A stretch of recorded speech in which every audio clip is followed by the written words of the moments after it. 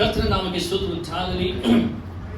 34ನೇ ಕೀರ್ತನೆ ಮೊಟ್ಟ ಮೊದಲನೇ ವಚನ, ನಾನು ಯೆಹೋವನನ್ನು ಎಡೆಬಿಡದೆ ಕೊಂಡಾಡುವೆನು, ಆತನ ಸ್ತೋತ್ರವು ಯಾವಾಗಲೂ ನನ್ನ ಬಾಯಲ್ಲಿ.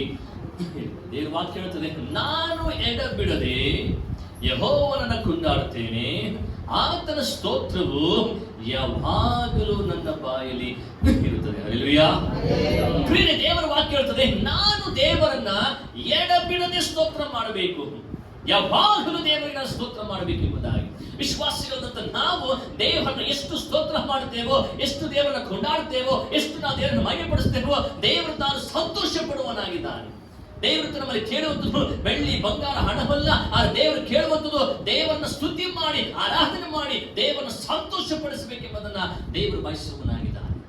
ಕೀರ್ತನೆಗಾರ ಹೇಳುವ ಪ್ರಕಾರವಾಗಿ ಎಡಬಿಡದೆ ದೇವರಿಗೆ ನಾನು ಕೊಂಡಾಡುತ್ತೇವೆ. ಪ್ರಿಯರೇ, ಇವತ್ತು ನಮಗೆ ಅನೇಕ ಹೋರಾಟಗಳು ನಮ್ಮ ಜೀವಿತದಲ್ಲಿ ಬರುವಾಗ, ಅನೇಕ ವಿಧವಾಗಿ ನಾವು ಕುಗ್ಗಿ ಹೋಗುವಾಗ, ಅನೇಕ ವಿಧವಾಗಿ ನಮ್ಮ ಜೀವನದಲ್ಲಿ ಬಿಟ್ಟು ಹೋಗುವಂತ ಕಳೆದುಕೊಳ್ಳುವಂತಹ ಸಂದರ್ಭಗಳು ಸನ್ನಿವೇಶಗಳು ಬಂದಾಗಲೂ ಕೂಡ ದೇವರ ವಾಕ್ಯ ಹೇಳ್ತದೆ, ನಾನು ಎಡಬಿಡದೆ ದೇವರನ್ನ ಕೊಂಡಾಡುತ್ತೇನೆ. ಕಾರಣ ಆತನು ಜೀವಿಸುವಂತ ದೇವರಾಗಿದ್ದಾನೆ. ಹಲ್ಲೆಲೂಯಾ. ದೇವರನ್ನು ಯಾವಾಗಲೂ ಕೂಡ ಸ್ತುತಿ ಮಾಡುತ್ತೇನೆ. ಎಂತ ಪರಿಸ್ಥಿತಿ ಇದ್ರೂ ಕೂಡ ನಾವು ದೇವರ ಸ್ತುತಿ ಮಾಡ್ತೇವೆ. ಯೋಬನು ತನ್ನ ಜೀವಿತದಲ್ಲಿ ನಾವು ಗಮನಿಸುತ್ತೇವೆ, ಅವನಿಗೆ ಬಂದಂತಹ ಅನೇಕ ಹೋರಾಟಗಳು, ಆತನಿಗೆ ಬಂದಂತಹ ಹಿಂಸೆಗಳು, ಅವಮಾನಗಳು, ನಿಂದನೆಗಳು ಎಲ್ಲದರ ಮೊದಲು ಕೂಡ ಯೋಬನು ಹೇಳುತ್ತಾನೆ, ದೇವರು ಕೊಟ್ಟನು, ದೇವರು ತೆಗೆದುಕೊಂಡನು, ದೇವರಿಗೆ ಸ್ತೋತ್ರವಾಗಲಿ. ಹಲ್ಲೆಲೂಯಾ.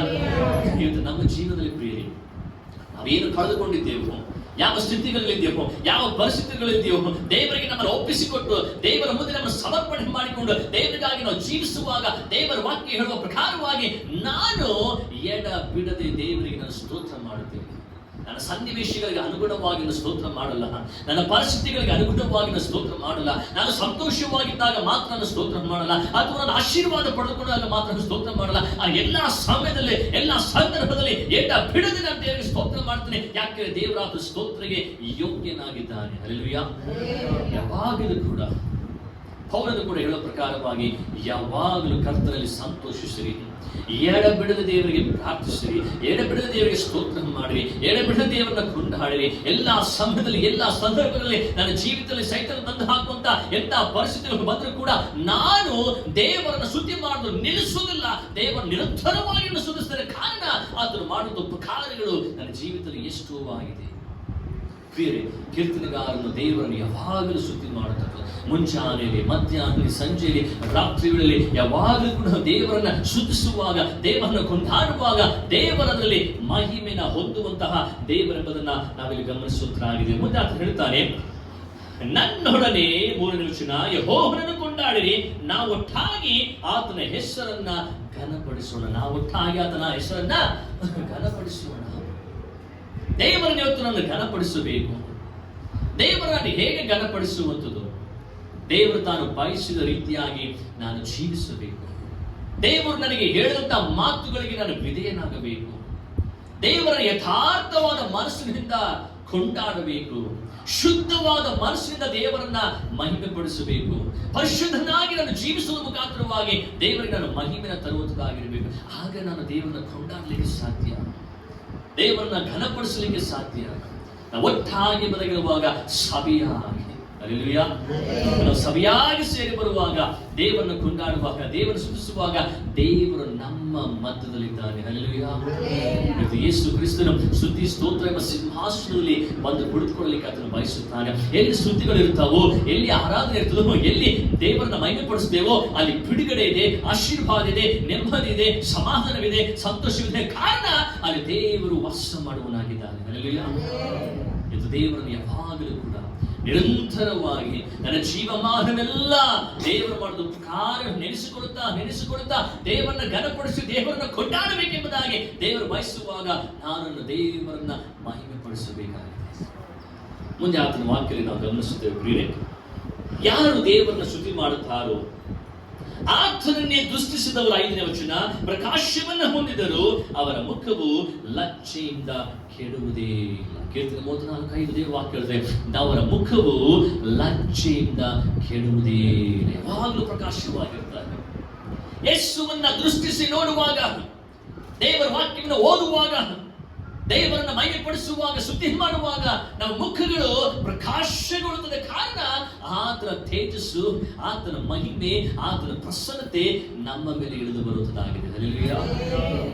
ಈ ಮಹಿಮೆಯಲ್ಲಿ ನಾವು ಆನಂದ ಮಾಡುತ್ತೇವೆ, ಈ ಮಹಿಮೆಯಲ್ಲಿ ನಾವು ಸಂತೋಷ ಪಡುತ್ತೇವೆ, ಈ ಮಹಿಮೆಯಲ್ಲಿ ದೇವರನ್ನು ನಾವು ಇನ್ನೂ ಹೆಚ್ಚಾಗಿ ಘನಪಡಿಸುತ್ತೇವೆ. ಪ್ರಿಯರೇ, ಇವತ್ತು ನಮ್ಮ ಮುಖಗಳು ಸೋತು ಹೋಗಿದೆಯಾ, ಬಳಲಿ ಹೋಗಿದೆಯಾ, ನಾವು ನಿರಾಶರಾಗಿದ್ದೇವಾ, ನಮಗೆ ನಿರೀಕ್ಷೆ ಇಲ್ಲವಾ, ನಮಗೆ ಭರವಸೆ ಇಲ್ಲವಾ? ಆದರೆ ದೇವರು ಹೇಳ್ತಿರುವಂತಹ ಮಾತು ಪ್ರಿಯರೇ, ನಾವು ಗಮನಿಸುತ್ತೇವೆ, ಆತನನ್ನೇ ದೃಷ್ಟಿ ಇಟ್ಟು ನಾವು ನೋಡಬೇಕು. ಯಾರು ಆತನ ದೃಷ್ಟಿ ಇಟ್ಟು ನೋಡುತ್ತಾರೋ ಅವರು ಪ್ರಕಾಶಗೊಳ್ಳುತ್ತಾರೆ. ಯೇಸು ಕ್ರಿಸ್ತನು ರೂಪಾಂತರ ಬೆಟ್ಟಕ್ಕೆ ಹೋದಾಗ ಆತನ ಮುಖವು ಪ್ರಕಾಶವಾಯಿತು. ಮೋಶೆ ದೇವರೊಟ್ಟಿಗೆ ಮಾತನಾಡಿದಾಗ ಅವನ ಮುಖವು ಪ್ರಕಾಶಗೊಳ್ಳುತ್ತೆಂಬುದನ್ನು ನಾವು ಗಮನಿಸುತ್ತೇವೆ. ಆ ಒಂದು ಯೋಹಾನನು ದೇವರ ಒಂದು ಪ್ರಕಟಣೆಯನ್ನ ಪಡೆದುಕೊಳ್ಳುವಾಗ ದೇವರ ಬೆಳಕನ್ನು ಕಂಡನು, ದೇವರೊಂದು ಪ್ರಕಾಶವನ್ನು ಕಂಡನು ಎಂಬುದನ್ನು ನಾವು ಗಮನಿಸುತ್ತೇವೆ. ಇವತ್ತು ನಾವು ದೇವರ ವಾಕ್ಯವನ್ನು ಜೀವಿಸುವಾಗ, ದೇವರ ವಾಕ್ಯದ ಪ್ರಕಾರವಾಗಿ ನಾವು ನಡೆಯುವಾಗ, ಯೆಹೋವನನ್ನು ದೃಷ್ಟಿಸಿ ನೋಡುವಾಗ ನಮ್ಮ ಮುಖಗಳು ಲಜ್ಜಿತ ಕೆಡುವುದಿಲ್ಲ. ಅಂದ್ರೆ ನಾವು ನಿರಾಶರಾಗುವುದಿಲ್ಲ, ನಾವು ಸೋತು ಹೋಗುವುದಿಲ್ಲ, ಕೆಟ್ಟ ಸುದ್ದಿಯ ಭಯ ನಮ್ಮ ಜೀವಿತದಲ್ಲಿ ಇರುವುದಿಲ್ಲ. ಕಾರಣ ಒಳ್ಳೆ ಸುದ್ದಿ ಕೊಡುವ ದೇವರು ನನ್ನ ಸಂಗಡ ಇದ್ದಾನೆ. ಹಲ್ಲೆಲೂಯಾ. ದೇವರನ್ನ ಸಂಗಡ ಇರುವವರೆಗೂ ಕೂಡ ನನಗೆ ಭಯವಿಲ್ಲ, ಆತಂಕವಿಲ್ಲ, ಯಾತ್ರೆ ಇಲ್ಲ, ತೊಂದರೆ ಇಲ್ಲ, ಕಷ್ಟಗಳಿಲ್ಲ. ಎಂತ ಹೋರಾಟಗಳು ಬಂದರೂ ಕೂಡ, ಎಂತ ಕಷ್ಟಗಳು ಬಂದರೂ ಕೂಡ ನನ್ನ ದೇವರನ್ನು ಸಂಗಡ ಇದ್ದಾನೆ. ಆತನು ಪರಿಹಾರವನ್ನು ಕೊಡುತ್ತಾನೆ, ಆತನು ಬಿಡುಗಡೆ ಕೊಡುತ್ತಾನೆ, ಆತನು ಸಹಾಯವನ್ನು ಮಾಡ್ತಾನೆ. ಕಾರಣ ದೇವರನ್ನು ಬಹಳವಾಗಿ ಪ್ರೀತಿಸುವಂತ ದೇವರಾಗಿದ್ದಾನೆ. ಆತನ ಪ್ರೀತಿ ನಮ್ಮನ್ನು ಬಿಟ್ಟು ಇದ್ದು ಆಗಲೇ ಹೋಗುವುದಿಲ್ಲ. ದೇವರನ್ನು ಪ್ರೀತಿಸುವುದರಿಂದಲೇ ನಮ್ಮನ್ನ ಶಿಕ್ಷಿಸುತ್ತಾನೆ, ನಮ್ಮನ್ನು ಸರಿಪಡಿಸುತ್ತಾನೆ, ಆಶೀರ್ವದಿಸುತ್ತಾನೆ, ಬೆಳೆಸುತ್ತಾನೆ, ಬಲಪಡಿಸುತ್ತಾನೆ, ನಡೆಸುತ್ತಾನೆ. ಆ ಪ್ರೀತಿ ಎಂದು ಕೂಡ ಕಡಿಮೆಯಾಗಲ್ಲ, ಆ ಪ್ರೀತಿ ಬಿದ್ದು ಹೋಗಲ್ಲ, ಆ ಪ್ರೀತಿ ನಶಿಸಿ ಹೋಗಲ್ಲ, ಆ ಪ್ರೀತಿಯಿಂದ ಯಾರು ಕೂಡ ಅಗಲಿಸಲಿಕ್ಕೆ ಆಗಲ್ಲ. ಹಲ್ಲೆಲೂಯಾ. ದೇವರ ವಾಕ್ಯದ ಪ್ರಕಾರವಾಗಿದೆ. ಪ್ರಿಯರೇ, ಇದು ನಾವು ದೇವರನ್ನು ದೃಷ್ಟಿಸುತ್ತಾ ಇದ್ದೇವೆ, ದೇವರನ್ನು ದೃಷ್ಟಿ ಇಡಬೇಕು. ಆಕಾಶದ ಕಡೆಗೆ ನಮ್ಮ ಕಣ್ಣುಗಳನ್ನು ಎತ್ತಿ, ಸ್ವಾಮಿಗೋ ನಿನ್ನ ಒಂದು ಪ್ರಸನ್ನತೆಯನ್ನು ಅನುಭವಿಸಬೇಕು, ನಿನ್ನ ಮಹಿಮೆಯನ್ನು ಅನುಭವಿಸಬೇಕು. ನನ್ನ ಜೀವಿತದಲ್ಲಿ ನೆಮ್ಮದಿ ಇಲ್ಲ, ನನ್ನ ಜೀವಿತದಲ್ಲಿ ಸಂತೋಷವಿಲ್ಲ, ನನ್ನ ಜೀವಿತದಲ್ಲಿ ಯಾತನೆ ಇದೆ, ಅನೇಕ ವಿಧವಾಗಿ ನಾನು ಕಣ್ಣೀರು ಹಾಕ್ತಾ ಇದ್ದೇನೆ, ನಾನು ಬಳಲಿ ಹೋಗ್ತಾ ಇದ್ದೇನೆ, ಮುರಿಯಲ್ಪಡ್ತಾ ಇದ್ದೇನೆ. ಆ ಸ್ವಾಮಿ, ಇವತ್ತು ನಿನ್ನನ್ನು ದೃಷ್ಟಿಸುತ್ತೇನೆ. ಯಾಕೆ ನಾನು ಪ್ರಕಾಶವಾಗಿ ನಾನು ಜೀವಿಸಬೇಕಾಗಿದೆ. ಆ ಪ್ರಕಾಶವು ಯೇಸುವಿನಿಂದ ಬರುವಂತದ್ದಾಗಿದೆ. ಹಲ್ಲೆಲೂಯಾ. ಇದು ಪ್ರಿಯರೇ, ದೇವರ ವಾಕ್ಯ ಹೇಳುವ ಪ್ರಕಾರವಾಗಿ ನಾನು ಆ ವಾಕ್ಯದಲ್ಲಿ ಇದ್ದೇನಾ, ಆ ವಾಕ್ಯದಲ್ಲಿ ನಾನು ಜೀವಿಸುತ್ತಾ ಇದ್ದೇನಾ, ಆ ವಾಕ್ಯವನ್ನು ನಾನು ನಂಬಿದ್ದೇನಾ, ಆ ವಾಕ್ಯ ಪ್ರಕಾರವಾಗಿ ನಾನು ಇರಲಿಕ್ಕೆ ನಾನು ಬಯಸುತ್ತಾ ಇದ್ದೇನಾ? ಯಾಕೆ ಹೇಳುವಾಗ ಆ ವಾಕ್ಯ ಎಂಬುದಾಗಿ ನನ್ನಲ್ಲಿರುವಾಗ ಆ ಬೆಳಕು ನನ್ನಲ್ಲಿ ಪ್ರಕಾಶಗೊಳ್ಳುವಂತದ್ದಾಗಿದೆ. ಹಲ್ಲೆಲೂಯಾ. ಆ ಬೆಳಕು ಯಾವತ್ತೂ ಕೂಡ ಏನಾಗಲ್ಲ, ಮರೆಯಾಗಿ ಹೋಗುವುದಿಲ್ಲ. ಆ ಬೆಳಕು ಯಾವತ್ತೂ ಕೂಡ ಕಣ್ಣಿಗೆ ಕಾಣಂತೆ ಹೋಗುವುದಿಲ್ಲ. ಆ ಬೆಳಕು ಪ್ರಕಾಶವಾಗಿರುತ್ತದೆ. ಸೂರ್ಯನಿಗಿಂತಲೂ ಕೂಡ ಪ್ರಕಾಶವಾಗಿರುತ್ತದೆ. ಸೂರ್ಯನಾದ್ರೂ ಹಗಲಿರ್ತಾನೆ, ಮುಳುಗಿ ಹೋಗ್ತಾನೆ. ಆದರೆ ಯೇಸು ಮುಳುಗಿ ಹೋಗುವನಲ್ಲ. ಹಲ್ಲೆಲೂಯಾ. ಸೂರ್ಯನು ಸ್ವಲ್ಪ ಕಾಲ ಬಿಸಿಲುಕೊಳ್ಳುತ್ತಾನೆ, ಆಮೇಲೆ ಮುಳುಗಿ ಹೋಗುತ್ತಾನೆ. ಆದರೆ ಯೇಸು ಕ್ರಿಸ್ತನು ಮುಳುಗಿ ಹೋಗುವುದಿಲ್ಲ. ಆತನು ನಿರಂತರವಾಗಿ ಪ್ರಕಾಶಿಸುವವನು, ಬೆಳಕು ಕೊಡುವವನು, ತೇಜಸ್ಸನ್ನು ಹೊಂದಿರುವಂತನು. ಆ ಪ್ರಕಾಶ ಇದು ನಮ್ಮ ಮೇಲೆ ಕೊಡಲಿಕ್ಕೆ ಆತನು ಬಯಸುವನಾಗಿದ್ದಾನೆ. ಇದು ನಾವು ನಂಬಿದ್ದೇವಾ ಪ್ರಿಯರೇ? ಆ ವಾಕ್ಯದಲ್ಲಿ ನಾವು ಜೀವಿಸುತ್ತಾ ಇದ್ದೇವಾ?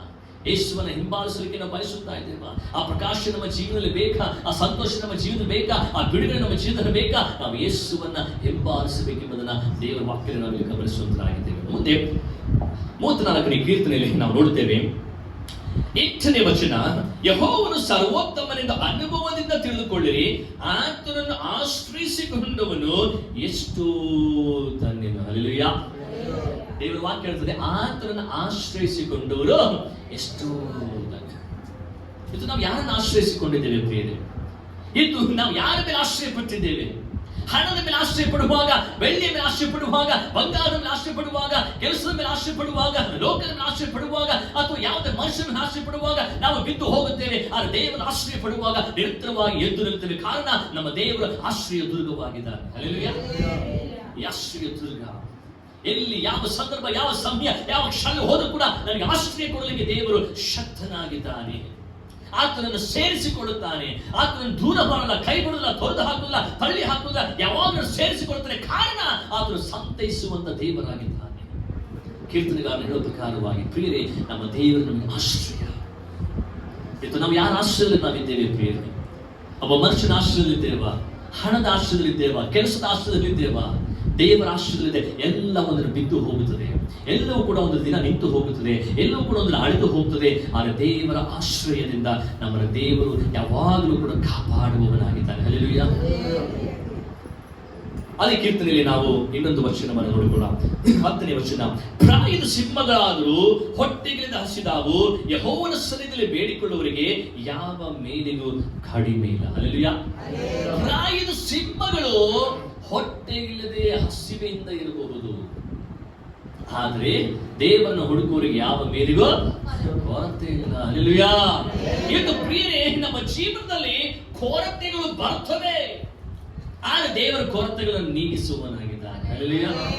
ನಮ್ಮ ಜೀವನದಲ್ಲಿ ಕಷ್ಟಗಳು ಬರ್ತವೆ, ಆದ್ರೆ ಕಷ್ಟಗಳಿಗೆ ಬಿಡುಗಡೆ ಕೊಡುವಂತ ದೇವರ ಆತನಾಗಿದ್ದಾನೆ. ನಮ್ಮ ಜೀವನದಲ್ಲಿ ಶೋಧನೆಗಳು ಬರ್ತವೆ, ಆದ್ರೆ ಶೋಧನೆಗಳನ್ನು ತಪ್ಪಿಸಿ ಕಾಪಾಡುವನು ದೇವರಾಗಿದ್ದಾನೆ. ನಮ್ಮ ಜೀವನದಲ್ಲಿ ರೋಗಗಳು ಬರ್ತವೆ, ಆದ್ರೆ ವಾಸಿ ಮಾಡುವನು ದೇವರಾಗಿದ್ದಾನೆ. ನಮ್ಮ ಜೀವನದಲ್ಲಿ ಗಾಯಗಳಾಗ್ತವೆ, ಗಾಯಗಳನ್ನು ಗುಣ ಮಾಡುವನು ದೇವರಾಗಿದ್ದಾನೆ. ಹಲ್ಲೆಲೂಯಾ.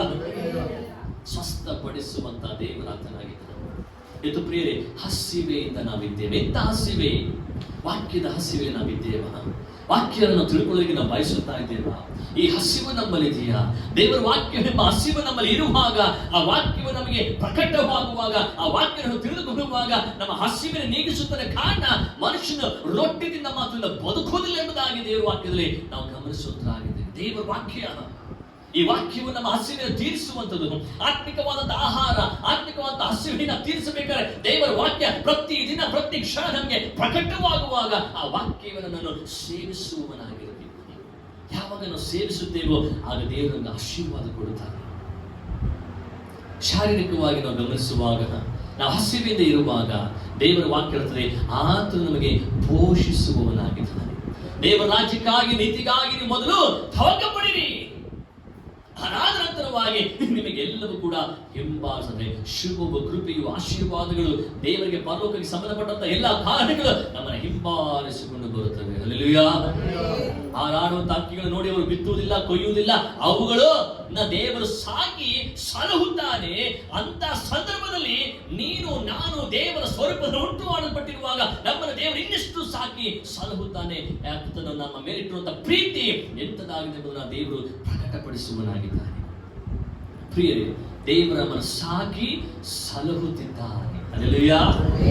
ನಾವು ಅಂದ್ಕೊಳ್ತೇವೆ ನನ್ನ ಹಣ, ನನ್ನ ಬಂಗಾರ, ನನ್ನ ಬೆಳ್ಳಿ, ನನ್ನ ಮನೆ, ನನ್ನ ಆಸ್ತಿ, ನನ್ನ ಕೆಲಸ, ನನ್ನದು ಅನ್ನೋದು ಈ ಲೋಕದಲ್ಲಿ ಏನು ಕೂಡ ಇಲ್ಲ. ಪ್ರಿಯರೇ, ಯೋಬನ ಪ್ರಕಾರವಾಗಿ ಏನು ಇಲ್ಲದವರಾಗಿ ಬಂದೆವು, ಏನಿಲ್ಲದವರಾಗಿ ಹೋಗುತ್ತೇವೆ. ಬದುಕಿದಷ್ಟು ದಿನಗಳು ಕೂಡ ನನ್ನ ದೇವರನ್ನ ನೋಡುತ್ತಾ, ಆತನ ದೃಷ್ಟಿಸುತ್ತಾ, ಆತನಿಗೋಸ್ಕರವಾಗಿ ಮಹಿಮೆಪಡಿಸುತ್ತಾ, ಆ ಪ್ರಕಾಶನವನ್ನು ಹೊಂದಿಕೊಂಡು ಆತನಿಗೆ ನನ್ನ ಕೊನೆಯ ತನಕ ಸಾಕ್ಷಿಯಾಗಿ ಜೀವಿಸುತ್ತೇನೆಂಬುದಾಗಿರುವುದೇ ನಿಜವಾದಂತಹ ವಿಶ್ವಾಸದ ಜೀವಿತವಾಗಿದೆ. ಹಲ್ಲೆಲೂಯಾ. ಇದು ಪ್ರಿಯರೇ, ನಮ್ಮನ್ನು ಸಮರ್ಪಣೆ ಮಾಡಿಕೊಳ್ಳೋಣ, ನಮ್ಮ ಹೃದಯವನ್ನು ದೇವರಿಗೆ ಒಪ್ಪಿಸಿಕೊಳ್ಳೋಣ. ಸ್ವಾಮಿ, ಇವತ್ತು ನನಗೆ ಬೇಕಾಗಿರುವುದು ಆತ್ಮಿಕವಾದ ಆಹಾರ. ಸ್ವಾಮಿ, ನನಗೆ ನೀನು ಯಾವ ಕೊರತೆಯನ್ನು ಕೂಡ ಮಾಡಿಲ್ಲ. ಕೊರತೆಗಳು ಬರ್ತಾ ಇದೆ, ನೀಗ್ತಾ ಇದೆ, ಕೊರತೆಗಳು ಬರ್ತಾ ಇದೆ, ನೀಗ್ತಾ ಇದೆ, ಕೊರತೆಗಳು ಬರ್ತಾ ಇದೆ, ನೀಗ್ತಾ ಇದೆ, ಹಸಿವು ಬರ್ತಾ ಇದೆ, ನೀಗ್ತಾ ಇದೆ. ಸ್ವಾಮಿ, ಎಲ್ಲರಿಗಿಂತ ಮಿಗಿಲಾಗಿ ನಿನ್ನ ವಾಕ್ಯವು ನನಗೆ ಬೇಕು. ವಾಕ್ಯವು ಶಾಶ್ವತವಾದದ್ದು, ವಾಕ್ಯವು ನಿತ್ಯವಾದದ್ದು, ವಾಕ್ಯವು ಸದಾಕಾಲ ಇರುವಂಥದ್ದು. ಆ ವಾಕ್ಯವು ಇವತ್ತು ನನಗೆ ಬೇಕು ಸ್ವಾಮಿ. ಇದು ದೇವರ ವಾಕ್ಯವನ್ನು ಕೇಳಲಿಕ್ಕೆ ನಮ್ಮ ಕಿವಿಗಳು ತೆರೆಯಲ್ಪಟ್ಟಿದೆಯಾ? ನಮ್ಮ ಹೃದಯವು ಸಿದ್ಧವಾಗಿದೆಯಾ? ಪ್ರಿಯರೇ, ಪ್ರತಿದಿನ ಪ್ರತಿನಿತ್ಯ ನಮ್ಮನ್ನು ಪರೀಕ್ಷಿಸಿಕೊಂಡವರಾಗಿ ನಾವು ಜೀವಿಸಬೇಕು. ನಾವಿರೋ ಸ್ಥಳದಲ್ಲಿ ನಾವು ಕಣ್ಣುಗಳನ್ನು ಮುಚ್ಚಿಕೊಳ್ಳೋಣ. ಪ್ರಿಯರೇ, ನಮ್ಮನ್ನು ಸಮರ್ಪಣೆ ಮಾಡಿಕೊಳ್ಳೋಣ. ಕೀರ್ತನೆಗಾರನು ಹೇಳುವ ಪ್ರಕಾರವಾಗಿ, ನಾನು ಯೆಹೋವನನ್ನ ಎಡೆಬಿಡದೆ ಕೊಂಡಾಡುತ್ತೇನೆ. ನನ್ನ ದೇವರನ್ನ ನಾನು ಯಾವಾಗಲೂ ಕೊಂಡಾಡುತ್ತೇನೆ. ಕಾರಣ ಆತ ನನ್ನ ಜೀವಿತದಲ್ಲಿ ಮಾಡುವಂತಹ ಕಾರ್ಯಗಳನ್ನ ನಾನು ನೆನಪು ಮಾಡಿಕೊಳ್ತೇನೆ ಸ್ವಾಮಿ. ದೇವರು ನನಗೆ ಮಾಡಿರುವಂತಹ ಎಲ್ಲ ಸಹಾಯಗಳನ್ನ ನಾನು ನೆನಪು ಮಾಡಿಕೊಂಡು ನನಗೆ ಸ್ತೋತ್ರ ಮಾಡುತ್ತೇನೆ. ನನ್ನ ಕಷ್ಟದಲ್ಲಿ ನೀನು ಬರದೆ ಹೋಗಿದ್ರೆ, ನನ್ನ ಯಾತ್ರೆಯಲ್ಲಿ ನೀನು ಬರದೆ ಹೋಗಿದ್ರೆ, ನನ್ನ ಬಾಧೆಯಲ್ಲಿ ನೀನು ಬರದೆ ಹೋಗಿದ್ರೆ, ಆ ಒಂದು ಹೋರಾಟದಲ್ಲಿ ನೀನು ನನಗೆ ಸಹಾಯ ಮಾಡದೆ ಹೋಗಿದ್ರೆ ಸ್ವಾಮಿ, ಇವತ್ತು ನಾನು ಏನಾಗುತ್ತಿದ್ದೇನೋ. ಕರ್ತನೆಯಪ್ಪ, ನಿನ್ನ ಪ್ರೀತಿಯ ಭಾರವಾದದ್ದು. ನನ್ನ ಮೇಲಿಟ್ಟಿರುವಂತಹ ಈ ಪ್ರೀತಿ ಎಂದು ಕೂಡ ಕಡಿಮೆ ಆಗಲಿಲ್ಲ. ನನ್ನ ಮೇಲಿಟ್ಟಿರುವಂತಹ ಈ ಪ್ರೀತಿ ಎಂದು ಕೂಡ ಬಿದ್ದು ಹೋಗಲಿಲ್ಲ. ನನ್ನ ಮೇಲಿಟ್ಟಿರುವಂತಹ ಈ ಪ್ರೀತಿಯಲ್ಲಿ ಯಾವ ಬದಲಾವಣೆ ಕೂಡ ಬರಲಿ. ಯಾಕೆಂದ್ರೆ ನಿನ್ನ ಪ್ರೀತಿ ಪರಿಶುದ್ಧವಾದದ್ದು ಸ್ವಾಮಿ. ಕರ್ತನೇ, ನಿನ್ನ ಕೃಪೆಗಾಗಿ ನಾನು ಸ್ತೋತ್ರ ಮಾಡುತ್ತೇನೆ ಸ್ವಾಮಿ. ಈ ವಾಕ್ಯ ಕೇಳ್ತಿರುವಂತಹ ಪ್ರತಿ ಕುಟುಂಬಗಳನ್ನ, ವ್ಯಕ್ತಿಗಳನ್ನ ನಿನ್ನ ಮುಟ್ಟು, ನಿನ್ನ ಮಹಿಮೆ, ನಿನ್ನ ಪ್ರಕಾಶ, ನಿನ್ನ ತೇಜಸ್ಸು, ನಿನ್ನ ಪ್ರಸನ್ನತೆ ಅವರ ಮೇಲೆ ಹಿಡಿದು ಬರಲಿ ಸ್ವಾಮಿ. ಅವ್ರ ಕುಟುಂಬದಲ್ಲಿರುವಂತಹ ಎಲ್ಲ ಹೋರಾಟಗಳು, ಎಲ್ಲ ಕಷ್ಟಗಳು, ಎಲ್ಲ ಬಾಧೆಗಳು, ತೊಂದರೆಗಳು, ಸೈತಾನ ಕಟ್ಟುಗಳು, ಬಂಧನಗಳು ಯೇಸುವಿನ ನಾಮದಲ್ಲಿ ಮುರಿಪಡಲಿ ಸ್ವಾಮಿ. ಬಿಡುಗಡೆಗಳನ್ನು ಕಾಣಲಿಕ್ಕೆ ನಿನ್ನ ಕೃಪೆ ಕೊಡು. ರೋಗಗಳು ವಾಸಿ ಆಗಲಿ ಸ್ವಾಮಿ, ಸಮಾಧಾನ ಉಂಟು ಆಗಲಿ ಸ್ವಾಮಿ. ಅವನಿಗೆ ಶುಭ ಕೃಪೆಯ ಹಿಂಬಾಲಿಸಲೆಂಬುದಾಗಿ ಪ್ರಾರ್ಥಿಸುತ್ತೇನೆ ರಾಜ. ಸೈತಾನ ಬಲಗಳನ್ನು ಮುರಿತೇವೆ, ನಿನ್ನ ನಾಮವನ್ನು ಮಹಿಮೆಪಡಿಸುತ್ತೇವೆ ಸ್ವಾಮಿ. ಅಪ್ಪ, ನಿನ್ನ ವಾಕ್ಯ ಜೀವವುಳ್ಳದು, ಕಾರ್ಯಸಾಧಕವಾದದ್ದು. ನಿನ್ನ ವಾಕ್ಯವು ನಮಗೆ ಕರ್ತನೆ ಸಂತೋಷವನ್ನು, ಬಿಡುಗಡೆಯನ್ನು ತಂದುಕೊಡುವುದಕ್ಕಾಗಿ ನಿನ್ನ ಸ್ತೋತ್ರ. ಆ ವಾಕ್ಯವು ನಮ್ಮಲ್ಲಿ, ಯೇಸುವೇ ನಮ್ಮಲ್ಲಿ ಜೀವಿಸುತ್ತಿರುವುದಕ್ಕಾಗಿ ನಿನಗೆ ಕೋಟಿ ಕೋಟಿ ಸ್ತೋತ್ರಗಳನ್ನು ಸಲ್ಲಿಸುತ್ತೇವೆ ರಾಜ. ಸಮಸ್ತ ಕಾರ್ಯವನ್ನು ಕೂಡ ನಿನ್ನ ಕರದಲ್ಲಿ ಒಪ್ಪಿಸಿಕೊಡುತ್ತಾ, ಈ ದಿನದ ಆರಾಧನೆಯ, ಈ ದಿನದ ವಾಕ್ಯವನ್ನ ನೀನು ಆಶೀರ್ವದಿಸುವುದಕ್ಕಾಗಿ ನಿನಗೆ ಸ್ತೋತ್ರ ಮಾಡುತ್ತಾ, ನಜರೇತಿನ ಯೇಸುವಿನ ನಾಮದಲ್ಲಿ ನಂಬಿಕೆಯಿಂದ ಬೇಡಿ ಹೊಂದಿದ್ದೇವೆ ನಮ್ಮ ತಂದೆಯಾದಂತಹ ದೇವರೇ, ಆಮೆನ್. ಕರ್ತನ